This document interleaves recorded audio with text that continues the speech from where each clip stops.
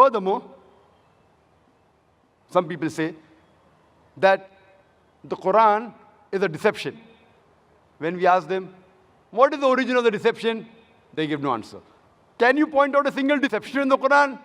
They cannot answer. So how can you say something which you cannot logically prove?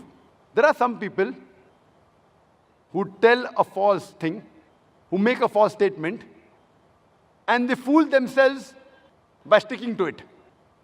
For example, suppose there's a person who thinks Mr. A is an enemy. He thinks. He does not have any logical proof. He has no reason, but he thinks, he falsely believes that Mr. A, he is my enemy. The moment he meets Mr. A, that person starts behaving like an enemy to Mr. A. Now, Mr. A, being a human being, he retaliates. Why is he treating me as an enemy? He retaliates. The moment Mr. A retaliates, the person says, didn't I tell you? He's my enemy. See, they're retaliating to me. So you make a false statement, and you fool yourself by sticking to that statement. This is what the critics of Islam do.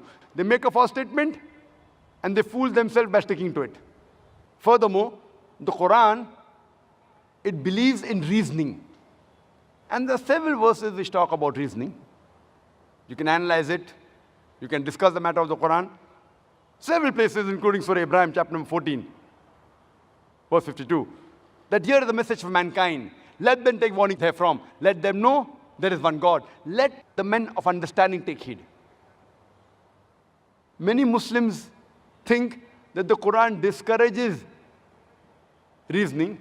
It discourages arguing with people.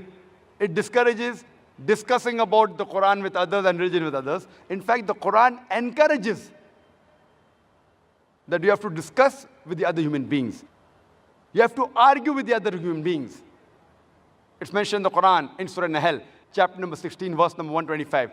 "Udu ila sabili rabbika bil hikmah wal ma'azit al hasna wajadilhum billati ahsan." Invite all to the way of their Lord with wisdom and beautiful preaching, and argue with them and reason with them in the ways that are best and most gracious. Quran encourages reasoning and arguing and discussing, but with hikmah and husna, in ways that are best and most gracious.